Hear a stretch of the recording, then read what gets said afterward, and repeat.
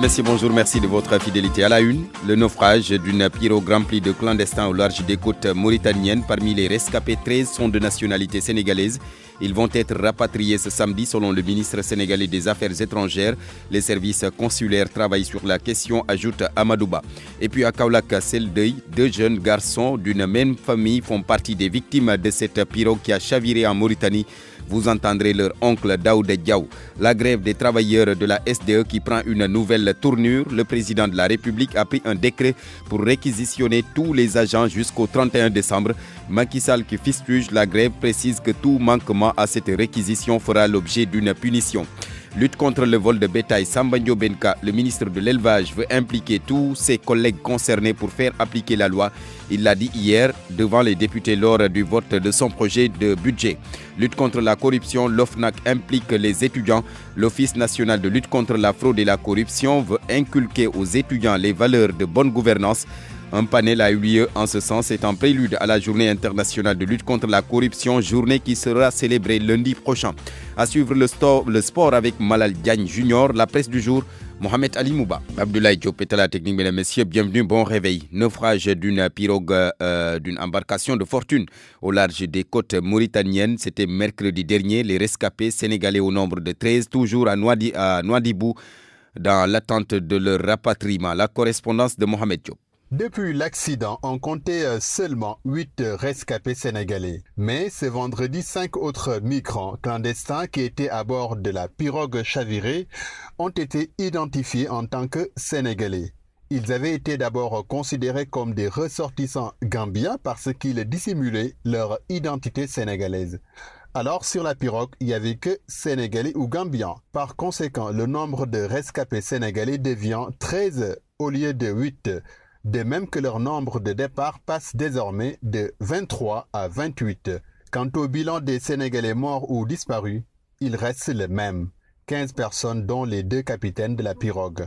Mohamed Diop, Nouakchott, RFM. Mohamed Diop, les rescapés donc de ce chavirement d'une pirogue au large de la Mauritanie. Les rescapés, 13 de nationalité sénégalaise, ils vont être rapatriés ce samedi selon le ministre sénégalais des Affaires étrangères. Voici Amadouba. Sur l'accident, nous présentons nos condoléances aux familles des victimes. Le président a aussi présenté ses condoléances et a donné des instructions, même si l'embarcation partait de notre pays. Mais il y avait des Sénégalais dedans. En tout cas, aujourd'hui, vers 14h, 15h, la situation que j'ai reçue, c'est de 14 morts, mais on parle d'un 15e, il faut l'identifier. On a aussi identifié 8 rescapés qui sont des Sénégalais et ils vont être rapatriés dès ce samedi. Ça, ce sont des instructions données par le président de la République.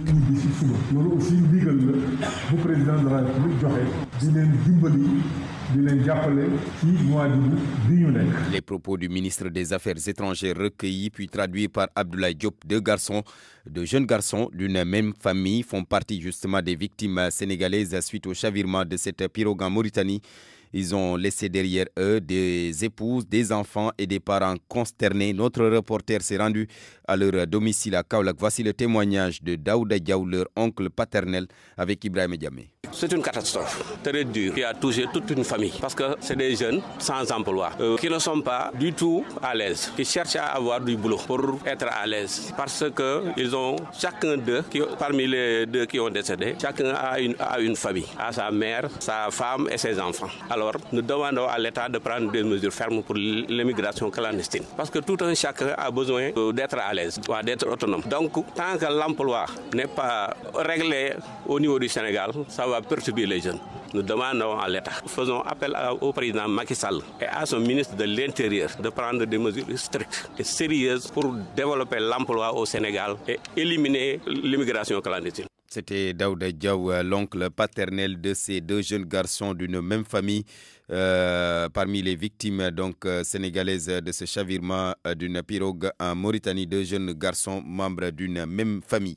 Et puis les pêcheurs de la langue de Barbarie qui approuvent la prorogation d'1 an de la validité des licences de pêche et l'annulation de plusieurs amendes Pour sauvegarder les relations entre le Sénégal et la Mauritanie, les pêcheurs du quartier Gokhoumbach, situé en zone frontalière, se disent déterminés à respecter la législation mauritanienne. Correspondance Mohamed Nabissila. Toutes nos excuses. Le Wolof de Mohamed Nabissila qui s'invite dans l'édition en français. Mohamed Nabissila donc qui doit nous faire parvenir cette réaction des pêcheurs de la langue de Barbarie suite aux décisions annoncées par les autorités mauritaniennes. Elles ont décidé donc, ces autorités, de proroger d'1 an la validité des licences de pêche, mais également annuler plusieurs amendes. Sur la langue de Barbarie, les populations apprécient positivement la prorogation d'1 an des licences de pêche et la suppression d'amendes que devaient payer les pêcheurs auteurs d'infractions sur les eaux maritimes mauritaniennes. Babacar Gaye de Gokhoumbach a néanmoins appelé ses parents pêcheurs à respecter les lois et règlements de la Mauritanie pour mettre à l'aise le gouvernement du Sénégal. Résultat manifesté par la prolongation d'1 année des licences de pêche. Toutes les amendes également ont été effacées. Donc nous nous réjouissons de cette très bonne nouvelle. Lancer un appel aux pêcheurs de la langue de Barbarie pour plus de prudence, de vigilance, mais également pour plus de respect de cette convention, de ce contrat qui nous lie avec la République sœur de Mauritanie. Ce coordonnateur de l'APR à Gokhoumbach, par ailleurs président du conseil d'orientation de la délégation générale à la solidarité nationale, d'expliquer sa volonté de travailler en synergie avec toutes les forces vives pour la réussite. C'est un appel à l'unité que nous avons lancé. Monsieur le maire, le coordonnateur de l'APR, monsieur Mansour Faye, a répondu favorablement à notre demande en nous demandant de nous unir et en déléguant monsieur Cheikh Sambassène, son directeur de cabinet, qui a présidé la rencontre. Frontalier avec la Mauritanie, Gokhoumbach est situé à l'extrême nord de la langue de Barbarie avec une forte population de pêcheurs. RFM Saint-Louis, Mohamed Nabissila. RFM, la radio de toute l'actualité. Je vous l'annonçais en titre, la grève des travailleurs de la SDE qui prend une nouvelle tournure. Le président de la République qui a pris un décret pour réquisitionner tous les agents jusqu'au 31 décembre prochain. Macky Sall, qui fustige donc cette grève, précise que tout manquement à cette réquisition fera l'objet d'une punition. Famadion. Le président de la République a finalement sorti le bâton. De gré ou de force, l'ensemble des personnels de la Sénégalaise des eaux va travailler. C'est ce que stipule l'article 1er du décret rendu public ce vendredi en début de soirée. Le président de la République ne s'est pas arrêté en si bon chemin. Il a instruit le ministre des Forces armées, celui de l'Intérieur, du Travail, chacun en ce qui le concerne, de l'exécution du décret. Dans le communiqué, le gouvernement a rappelé qu'il est disposé à donner 10% des parts aux travailleurs, mais à partager avec l'ONAS et la SONES. Proposition rejetée par les travailleurs de la SDE qui exigent l'intégralité des 10%. Le gouvernement, par la voix de son porte-parole, de rappeler que malgré le caractère illégal et illégitime de la grève, les négociations se sont poursuivies jusqu'à ce vendredi après-midi, énième rencontre qui a échoué. Le communiqué se termine par une mise en garde. Tout manquement à cette réquisition sera puni conformément à la loi. Les syndicats de Dakar Demdik contre le projet Yangarta Demdik en Poulard. Le directeur général veut donc, dans le cadre du trafic interurbain, affréter des bus pour le département de Podor, mais les syndicalistes lui demandent de réparer d'abord les nombreux bus tombés en panne. Ils étaient face à la presse hier. Alioune Badara Konaté, le secrétaire général de l'UDT 3D, au téléphone avec Macoumba Bey.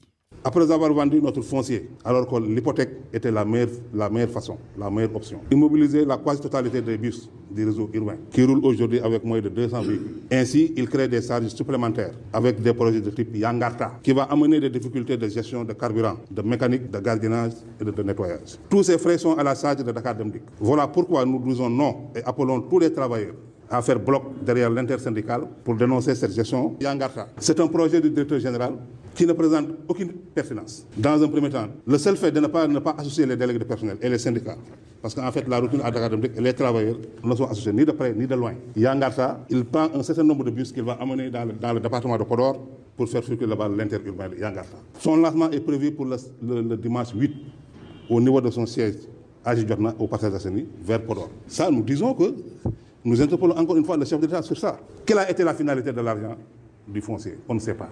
Parce que tous les projets qu'ils nous avaient présentés, on ne les a pas vus se réaliser. L'effectif total de ce foncier, à l'époque, c'était 1 milliard. Mais en plus de ces 1 milliard-là, il a vendu 8 000 mètres carrés sur le dépôt.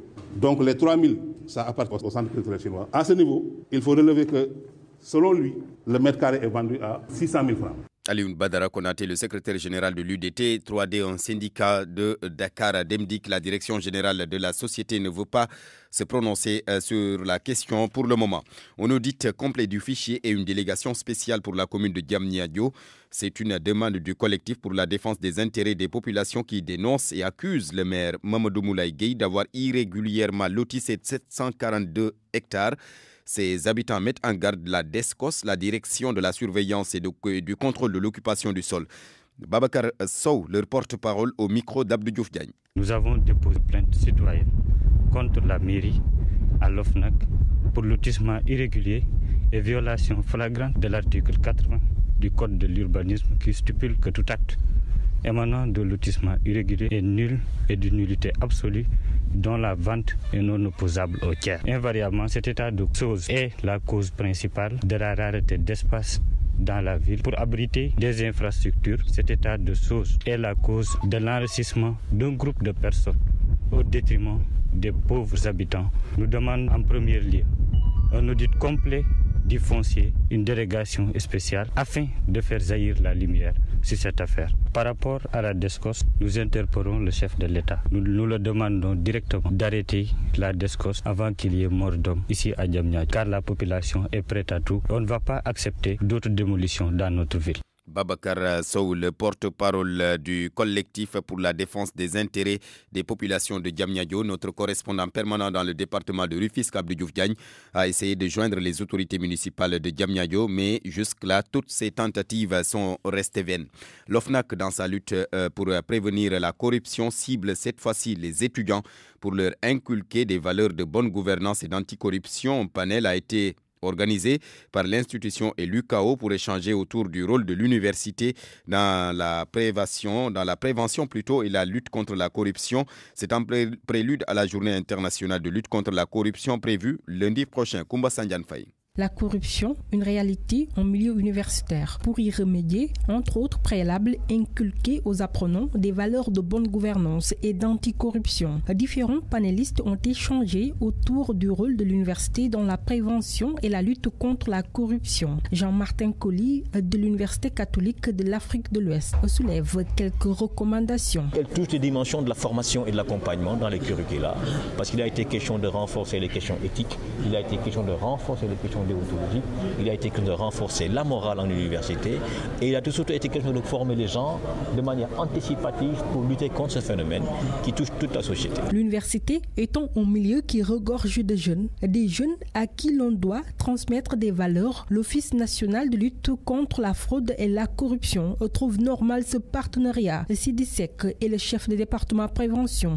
de l'OFNAC. C'est un milieu de recherche, c'est un milieu d'éducation, c'est un milieu de formation. Quand il y a un lien entre l'université et l'office, je pense que ça ouvre des perspectives dans le domaine de la recherche, ça ouvre des perspectives dans le domaine de la transmission des valeurs, mais ça ouvre également des perspectives dans le domaine qui consiste à agir sur les attitudes et les comportements. Et je pense que l'université est en train de jouer un rôle extrêmement important dans ce sens-là. Comme s'ils suivaient leurs cours magistraux, les étudiants écoutent attentivement. Cette fois-ci, pas leurs professeurs habituels, mais des panélistes. Ceci entre dans le cadre de la célébration de la Journée internationale de lutte contre la corruption. L'université n'est pas une institution uniquement sénégalaise, elle est globale. Koumba Sandiane Faye, la Journée internationale de lutte contre la corruption, donc qui, je le rappelle, sera célébrée lundi prochain.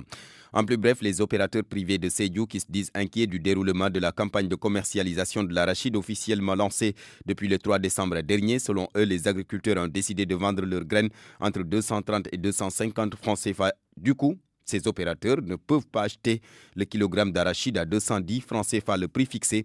Ils réclament d'ailleurs la réaction du gouvernement. La lutte contre le vol de bétail. Le ministre de l'Élevage et des Productions animales promet d'impliquer ses collègues ministres pour l'application de la loi. Une annonce faite hier devant les députés par Samba Ndiobenaka qui défendait son projet de budget. Plusieurs questions ont été abordées, notamment l'approvisionnement en moutons pendant la tabaski, la cherté des coûts de l'insémination artificielle, mais également les difficultés notées le plus souvent entre agriculteurs et éleveurs. Amadou Sabarba. Accès au fourrage lié au déficit pluviométrique, financement des femmes évoluant dans le secteur de l'apiculture, accès au bétail, toutes ces questions passées en revue par les 45 orateurs devant le ministre de l'élevage et des productions animales et sur l'approvisionnement en moutons et la détermination des prix. Sambandjo Benka précise que l'État a juste un rôle de facilitateur. L'État n'est ni acquéreur ni vendeur de moutons, mais il participe, il facilite aux différents opérateurs à accéder aux conditions idoines pour pouvoir acquérir des moutons de Tabaski. Les députés ont également décrié la non-application de la loi sur le vol de bétail. Le ministre reconnaît ses failles et promet de s'en ouvrir à ses collègues ministres. Très prochainement, on va prendre la tâche de nos différents collègues de la justice, de l'intérieur, des forces armées pour y veiller pour que cette loi soit appliquée dans toute sa rigueur. Le problème entre éleveurs et agriculteurs, le ministre prône le dialogue entre les deux parties et appelle à la compréhension. L'objectif surtout de ce programme, c'est participer un tout petit peu à la sédentarisation progressive des éleveurs. Quand ils participent à la sédentarisation des éleveurs, ils participent inéluctablement aussi à la réduction drastique des conflits. Sur la cherté des coûts de l'insémination artificielle, Sambandjo Benka promet des solutions pour la réduction des prix tout en améliorant l'efficacité et la subvention cette année. Une autre doléance des parlementaires, le déficit du personnel du secteur de l'élevage. Mais le ministre annonce le recrutement de 45 agents. Amadou Sabarba, un autre ministre qui a également été face aux députés hier, Amadou Ba, le ministre des Affaires étrangères, pour également défendre son projet de budget. Il y a beaucoup de questions, en tout cas, ont été soulevées, notamment celles liées aux différends qui opposent la délégation générale au pèlerinage aux voyagistes privés. Compte rendu, Abdoulaye Diop. Pèlerinage à la Mecque avec le différend entre délégué général et voyagistes privés, le coût élevé du pèlerinage, passeport diplomatique, toutes ces questions passées en revue par les députés devant le ministre des Affaires étrangères et des Sénégalais de l'extérieur sur le conflit entre privés et délégations. Le ministre appelle les acteurs à la concertation. Amadou Ba. Ce que je souhaite, et je l'ai dit aux acteurs que j'ai reçus, il faut qu'on lave le linge sale en famille pour éviter des problèmes crypto-personnels. Donc, soyons calmes. L'autre doléance formulée par les 63 orateurs, la privatisation du pèlerinage. Pour le ministre, le processus est engagé. Le rôle de l'État, ce n'est pas de convoyer des pèlerins. Le rôle de l'État, ce n'est pas de convoyer des voyageurs. Raison pour laquelle nous avons lancé le processus de privatisation. Ainsi, il nous faut une instance de régulation forte. Le pouvoir de régulation de la dette. La question des passeports diplomatiques a aussi intéressé les députés. Amadou Ba annonce la modification du décret pour régulariser l'octroi. Le passeport diplomatique est un document de souveraineté et le président nous a demandé qu'on le rationalise. Nous allons modifier le décret pour régulariser l'octroi. Le projet du budget 2020 du ministère des Affaires étrangères et des Sénégalais de l'extérieur est arrêté à plus de 65 milliards de non-francs. RFI Sport. Le journal des sports, c'est avec Malal Diagne Junior. Bonjour. Bonjour, on démarre avec le début de la Ligue 1 sénégalaise, la nouvelle saison qui démarre ce samedi. Du côté de la Ligue professionnelle, tout est fin prêt pour une bonne organisation de cette saison. Les responsables de la Ligue sénégalaise de football professionnel ont fait face à la presse ce vendredi. Oumar Mbaou était à la rencontre. Le championnat national débute ce samedi, confirme Djibi Watt. Après un statu quo de 6 mois, le vice-président de la Ligue 1 professionnelle et compagnie voit le bout du tunnel pour faire rêver les amateurs du football après d'énormes sacrifices. Les problèmes d'infrastructure, les problèmes que nous avons avec les autres chaînes de télé, tous ces problèmes-là, les problèmes de la finale Wakam contre Stade de Mbour, tous ces problèmes-là que nous avons rencontrés, il faut ces problèmes-là aussi qu'on le pose parce que aussi, chaque jour on prend des risques. En tant que président du club, en tant qu'administrateur du club, en tant qu'employé de la Ligue, nous prenons chaque jour des risques et ces risques-là, les gens n'en parlent pas. Et aujourd'hui, si on n'arrive pas à programmer un match, on nous attaque, on nous traîne à la justice. Je pense aussi, parfois aussi, c'est un peu difficile. La saison précédente étant difficile, la tutelle a appris de ses erreurs pour réaliser une saison inédite. Amsatou Fall. On a bien maîtrisé depuis 3 à 4 ans. On maîtrise de mieux en mieux, en tout cas, les championnats au niveau du Sénégal. C'est pourquoi, justement, on sait à quelle date on commence et également on sait à quelle date on termine. Par exemple, pour cette année, on va terminer vers le 21 juin. Et maintenant, la Coupe du Sénégal, disons, la finale de la Coupe du Sénégal va se tenir vers je pense, le 7 juillet. Cette année, on a également intégré une trêve, parce qu'il y a 2 ou 3 ans, on n'avait pas cette possibilité. Les dirigeants de la Ligue 1 comptent organiser un symposium dans les mois à venir pour évaluer les 10 années du football professionnel au Sénégal. Pour cette année, la RTS va diffuser tous les matchs du championnat. Selon Djibi Watt. Au programme ce samedi, nous aurons à 16h l'autre Génération Foot qui reçoit sur ses terres à Déni Biramdaou la RAF de Dakar, à Amadou Bari, à Guédiawaye, l'équipe de Niari Tali reçoit à 16h30 l'équipe de Mour Petite Côte. Au stade Alassane Djigo également, à la même heure, l'US Gorée fera face à Dakar Sacré-Cœur. La suite de cette première journée est prévue dimanche. L'AS Pikine également bande ses muscles. Les banlieusards veulent réaliser une bonne saison. Ndongaka a assisté à la dernière séance d'entraînement avant le début de la saison. Ce dimanche, face à l'équipe de Niambour, Massamba Cissé ne sera pas coach adjoint sur le banc de l'AS Pikine, mais il y sera en tant qu'entraîneur principal. C'est pas une mince affaire. Je ne vais pas me focaliser sur la victoire. D'emblée, je vais respecter Ndiambour, c'est une grande équipe. On ne va pas forcer la chose. Ma philosophie de jeu, tout d'abord, c'est d'être costaud derrière et voilà, chercher à marquer devant. Maintenant, si on gagne, c'est bien. Pur produit du club, Massamba connaît bien la maison AS Pikine. Il est aussi conscient de l'exigence des supporters pikinois au stade Alassane Djigo. C'est à moi maintenant de prouver. Le football, ça va de pair avec la pression. Nous, on est prêts. Je respecte beaucoup le public pikinois parce que le public pikinois aime la victoire. Donc la gagne, elle est très importante pour eux. Pour sa première, l'entraîneur des Verts et Rouges veut donner de la confiance aux plus jeunes. Le politique que je veux mener avec l'AS Pikine, c'est d'intégrer les jeunes dans l'équipe première. J'en ai discuté avec les dirigeants, ils m'ont donné leur avis sur ça. Cette année, vous allez voir beaucoup de jeunes dans l'équipe première de l'AS Pikine parce que voilà, c'est mon choix. Massamba Cissé évoque aussi l'arrivée prochaine de nouveaux renforts. L'ossature qui était là, les 70% voire 80% ils sont là. On n'a que 2 voire 3 départs. Maintenant, on est en train de discuter avec